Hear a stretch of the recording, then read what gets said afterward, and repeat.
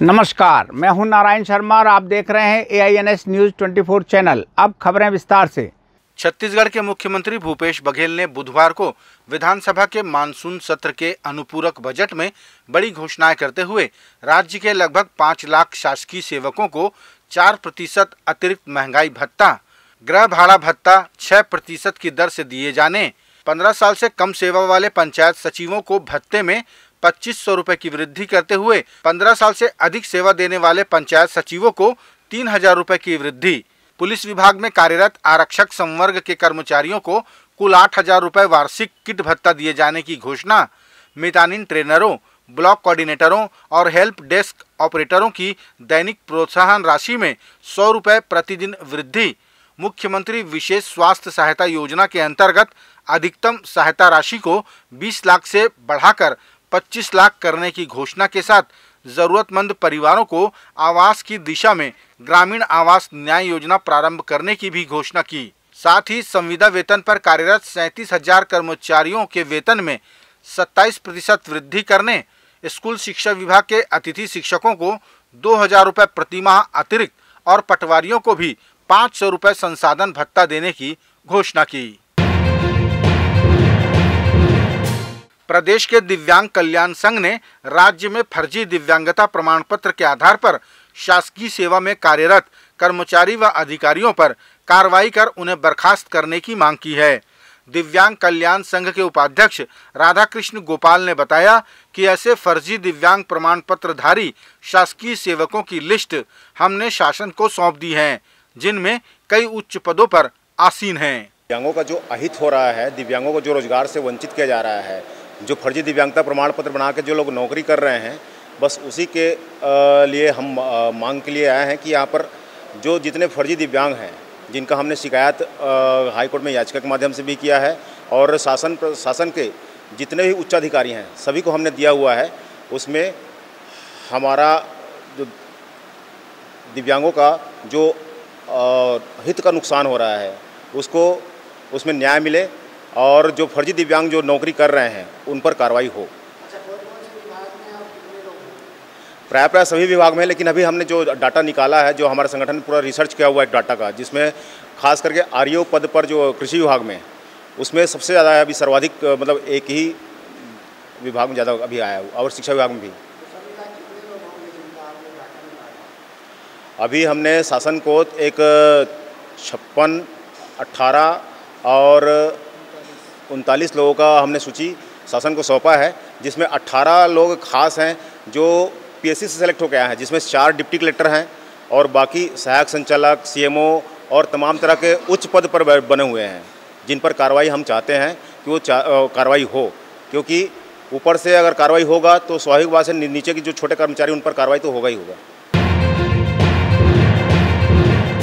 Chhattisgarh Bharatiya Janata party के प्रवक्ता व पूर्व कलेक्टर OP चौधरी ने जानकारी दी कि सहारा इंडिया के निवेशकों को 5000 करोड़ रुपए की वापसी का लक्ष्य रखा गया है।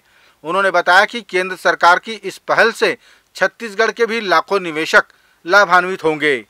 चौधरी ने बताया कि कुल 4 करोड़ लोगों को पैसा वापस किया जाएगा और आवेदन के 45 दिनों के भीतर निवेशकों को पैसा मिलने लगेगा। पहले चरण में 5000 करोड़ रुपए के रिफंड करने का लक्ष्य रखा गया है। शुरुआती चरण में 1 करोड़ लोगों को, फिर कुल मिलाकर 4 करोड़ निवेशकों को रिफंड करने का लक्ष्य रखा गया है। पहले चरण में 10,000 रुपये तक वापस किए जाएंगे और इस पूरे पोर्टल में एप्लीकेशन करने के 45 दिनों के भीतर ही रिफंड कर देने की एक पुख्ता प्रक्रिया अपनाई गई है। ये पहला चरण है और भारत सरकार ने एक सकारात्मक चरण की शुरुआत की है और सहारा के निवेशक के रूप में जनता जनार्दन के जो पैसे डूबे हैं उसे वापस करने का एक पुनीत कार्य प्रारंभ किया गया है। ये जनता जनार्दन के लिए अत्यंत लाभकारी होगा। रायगढ़ जिले के गोढ़ी गांव में एक साथ 2 युवकों की हत्या कर दी गई और उसे दुर्घटना जैसा प्रतीत होने की कोशिश आरोपियों द्वारा की गई। ये हत्या आपसी रंजिश के चलते करना बताया जा रहा है। मृतकों के नाम शत्रुघ्न चौहान और उद्धव चौहान हैं। पुलिस ने हत्या में सामने आने वाले नाम के व्यक्ति को हिरासत में ले लिया है। यहाँ पर शत्रुघ्न चौहान और उद्धव चौहान नाम के दो युवकों को मारपीट कर हत्या करने का मामला हमको पता चला। इन लोगों ने, जो आरोपी हैं, उन्होंने पहले जो है इसको एक्सीडेंट का रूप देने का भी प्रयास किया होगा, क्योंकि भीड़ भाड़ का समय है, इस वजह से मौके पर से भाग खड़े हुए। हमने तफ्तीश में जो हरीलाल उरांव, जिसका नाम आया मर्डर में, उसको अपनी हिरासत में ले लिया है और उससे जो आगे की जब्तियाँ हैं वो सब अभी जारी हैं। मौके पर अभी हम पंचनामा कर रहे हैं, प्रत्यक्षदर्शियों से बात करने का प्रयास कर रहे हैं और अभी आगे फिर इसमें इन्वेस्टिगेशन करते हुए फिर आगे की कार्रवाई जारी है। बिलासपुर की अरपा नदी में डूबकर मरने वाली 3 बच्चियों की मौत के जिम्मेदार रेत माफिया और उन्हें संरक्षण देने वाली राज्य सरकार है। ये आरोप भारतीय जनता पार्टी के विधायक व पूर्व मंत्री अजय चंद्राकर ने लगाए हैं। उन्होंने कहा कि रेत माफियाओं द्वारा बेतहाशा मनमाने ढंग से रेत की ढुलाई की जाती है, जिसके कारण नदी का किनारा भी गहरा हो चला है और इसी के चलते तीनों बच्चियां डूब गईं। पूरी घटना को लेकर सरकार पर मौन रहने का आरोप भी पूर्व मंत्री ने लगाया। 2 सगी बहनें और एक चचेरी बहन है। एक ही परिवार के 3 लोगों की डूबने से मृत्यु हो, इसकी जिम्मेदारी कौन लेगा? इसका जिम्मेदारी यदि है प्रदेश में कोई, तो रेत माफिया के सम्मानित संरक्षक श्री भूपेश बघेल जी इसके लिए जिम्मेदार हैं। ये भाजपा का खुला कथन है, ये छत्तीसगढ़ का खुला कथन है, यहाँ की जनता की खुली आवाज है। और माफिया जो उस इलाके को पट्टे में लिया होगा, कितने का पट्टा उस वर्ग मीटर को उसको पट्टा मिला है, कितने गहराई उसको खोदनी है, एनजीटी के क्या निर्देश हैं और एनजीटी के खदान चलाने के क्या निर्देश हैं, कौन इसकी जांच करेगा? अभी तक प्रशासन मौन है। बिलासपुर जिले में डायरिया ने अपने पैर पसारने शुरू कर दिए हैं। शहर के सिम्स अस्पताल में डायरिया के मरीजों की संख्या लगातार बढ़ रही है, जिसे देखते हुए प्रशासन और स्वास्थ्य विभाग ने सजगता बढ़ा दी है। इधर सिम्स अस्पताल में भर्ती डायरिया के मरीजों से मिलने भारतीय जनता पार्टी के प्रदेश अध्यक्ष अरुण साव पहुंचे और उनका हालचाल जाना।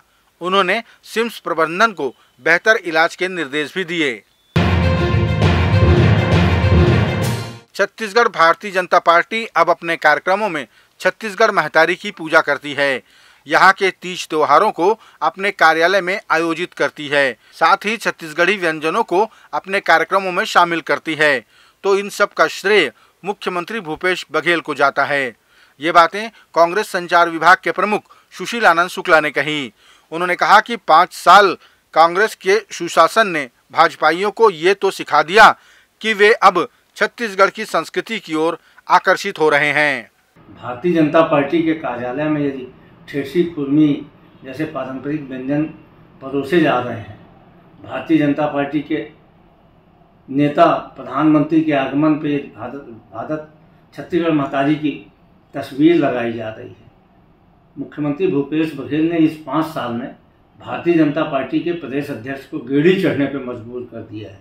भारतीय जनता पार्टी की बहनें भारतीय जनता पार्टी के कार्यालय में हथेली उत्सव मना रही हैं, जो 15 साल नहीं हुआ। तो भूपेश बघेल की बड़ी सफलता है। इन 5 सालों में ये गेड़ी चढ़ रहे हैं, हथेली उत्सव मना रहे हैं। आने वाले 5 साल बाद भूपेश बघेल जी की जब फिर से सरकार बनेगी, तब हमें पूरा भरोसा है कि भारतीय जनता पार्टी के नेता नदी में कूद के उलान बाटी लगाना भी सीख जाएंगे।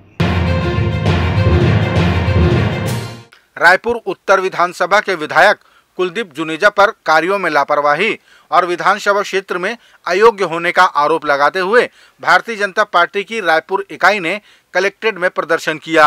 ये प्रदर्शन पूर्व विधायक श्रीचंद सुंदरानी के नेतृत्व में किया गया, जिसमें प्रवक्ता केदारनाथ गुप्ता समेत अन्य कार्यकर्ता भी शामिल हुए।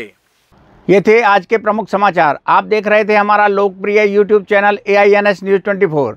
अब हमें इजाज़त दीजिए। कल तक रोजाना की ताज़ा खबरों के लिए आप देखते रहिए हमारे लोकप्रिय यूट्यूब चैनल AINS न्यूज़ 24 को।